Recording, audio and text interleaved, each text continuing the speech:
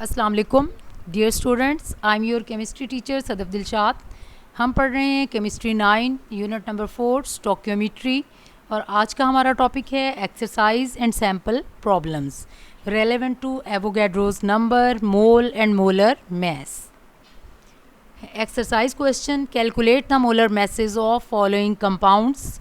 Number 1 H3PO4 phosphoric acid, number 2 SiO2 silicon dioxide, Number 3 C12 H22O11 sugar sucrose.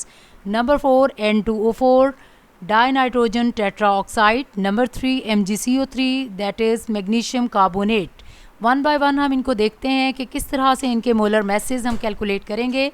Let's see. Number 1 H3PO4 it is known as phosphoric acid. First of all first step जो हमने इसमें देखना है, हमने number of each atom in phosphoric acid, उनके atomic masses देख लेने हैं। लाइक फॉस्फोरिक एसिड में 3 hydrogen atom, 1 phosphorus and 4 oxygen atom. तो हम देखेंगे atomic mass of hydrogen is equal to 1 hydrogen, total 3 hydrogen है। तो इसको आगे अगले स्टेप में मैं बताती हूँ कि कैसे करेंगे। सिंगल फॉस्फोरस का देख लेते हैं। Atomic mass of phosphorus is equal to 31। Third number पे हमारे पास ऑक्सीजन है, तो हम कहेंगे atomic mass of oxygen is equal to 16। अब हम क्या कहेंगे, कॉन्ट्रीब्यूशन ऑफ ईच एटम, उसको काउंट कर लेते हैं। कितने हाइड्रोजन हैं? 3 हाइड्रोजन, तो 3 की कॉन्ट्रीब्यूशन क्या होगी? 3H। फॉस्फोरस कितने हैं? 1, तो 1P। और इसी तरह ऑक्सीजन कितने हैं? 4, तो ये हो जाएंगे 4O। सबके हम मैसेज को कैलकुलेट कर लेते हैं। एक हाइड्रोजन है, उसका 1 है, तो टोटल हमारे पास 3 हाइड्रोजन है, 3 इंटू 1 हो जाएगा 3। इसी तरह से फॉस्फोरस हमारे पास 1 है, तो फॉस्फोरस का कितना है? 31, तो 31 इंटू 1, एक का कितना आ जाएगा? 31। सिमिलरली ऑक्सीजन है, टोटल 4 एटम्स हैं, एक ऑक्सीजन का जो मैस है वो 16 है, 4 का हो जाएगा 64। अब हम तीनों को, क्योंकि मोलर मैस क्या होता है या किस तरह से हम फाइंड आउट करते हैं कि जब हम इंडिविजुअल एटम के मैसेज को देख लेते हैं और कंट्रीब्यूशन ऑफ ईच एटम को ऐड कर लेते हैं, फिर हमने इन सबको सम करना होता है। It is the sum of atomic masses of individual atom present in a molecule. तो यहाँ पे हाइड्रोजन के 3 एटम हैं, 3 इंटू 1 टोटल 3, फॉस्फोरस का एक ही है, 1 इंटू 31 31, और ऑक्सीजन के 4 हैं, 4 इंटू 16 64। अब हम इनको सम कर लेंगे, इन तीनों का सम है 98। तो यूँ हम कहेंगे कि हमारा H3PO4 इसका मोलर मैस हमारे पास आया है 98 ग्राम पर मोल। सो रिज़ल्ट इसका क्या होगा? मॉलिक्यूलर वेट और molar mass of phosphoric acid is 98 gram per mole. Second example देखते हैं, उससे मज़ीद आपको ये क्लियर हो जाएगा। सेकेंड एग्जाम्पल हमारे पास है, calculate molar mass of SiO2। SiO2 is the silica sand. तो फॉर्मूला हमें सबसे पहले पता होना चाहिए SiO2। पहले हम कंप्यूट करेंगे number of each atom in silicon dioxide. तो देख लेते हैं, silicon, atomic mass of silicon it is equal to 28, atomic mass of oxygen it is equal to 16। अब हम कंट्रीब्यूशन ऑफ ईच एटम देख लेते हैं। सिलिकॉन का हमारे पास एक ही एटम है, तो 1 इंटू 28, टोटल 28 हो जाएगा। ऑक्सीजन की कंट्रीब्यूशन देख लेते हैं। ऑक्सीजन के टोटल 2 एटम्स हैं, तो एक का 16 है, 2 इंटू 16 ये आ जाएगा 32। अब मोलर मैस क्या होता है? Sum of atomic masses of individual atom. तो यहाँ पे सिलिकॉन का जो इंडिविजुअल मैस आया है वो 28, और 2 ऑक्सीजन एटम्स का जो मैस आया है वो है 32। इन दोनों को काउंट करेंगे, प्लस करेंगे, तो ये आ जाएगा 60, तो हमारे ग्राम पर मोल। ऐसे हमारे पास मॉलिक्यूलर वेट या molar mass of silicon dioxide का बनेगा 92 ग्राम पर मोल। थर्ड एग्जाम्पल चेक कर लेते हैं, calculate the molar mass of sugar sucrose that is C12 H22O11। Formula हमारे पास क्या है? Carbon 12, hydrogen 22 and oxygen 11। पहला स्टेप क्या है कि number of each atom in formula C12 H22O11, 3 atom हैं, कार्बन, हाइड्रोजन एंड ऑक्सीजन। तो हम एटॉमिक मैस कार्बन का देख लेते हैं 12, atomic mass of hydrogen it is equal to 1 and atomic mass of oxygen it is equal to 16। अब हम each atom की कंट्रीब्यूशन उसको चेक कर लेते हैं। टोटल कार्बन 12 है हमारे पास, C12, एक कार्बन का 12 है, तो 12 इंटू 12 ये टोटल हमारे पास आ जाएगा 144। इसी तरह से हाइड्रोजन हमारे पास है 22, एक हाइड्रोजन का 1 है, तो 22 इंटू 1 टोटल हाइड्रोजन एटम का हमारे पास जो मैस आएगा वो 22। ऑक्सीजन का एक का 16 है, टोटल हमारे पास 11 ऑक्सीजन है, 11 इंटू 16 ये आ जाएगा 176। यहाँ पे मिस्टेक हुई है, 17 लिखा हुआ है, इट इज़ 176। जब हम इन तीनों को सम करेंगे तो ये हो जाएगा 342 ग्राम पर मोल। तो सो द मॉलिक्यूलर वेट और molar mass of sugar it is 342 gram per mole.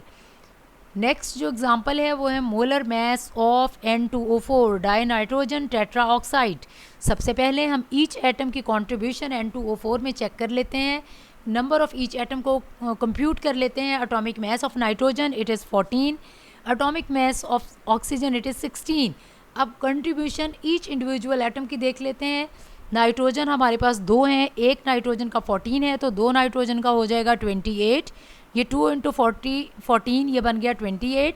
Similarly 4 हमारे पास ऑक्सीजन है और एक ऑक्सीजन का मास है 16, 16 इंटू 4 ये हो जाएगा 64। यहाँ पे भी मिस्टेक हुई है, यहाँ 4 आएगा, टोटल 64 बनेगा। 64 प्लस 28 जब हम इसको प्लस करेंगे ये बन जाएगा 92 ग्राम पर मोल।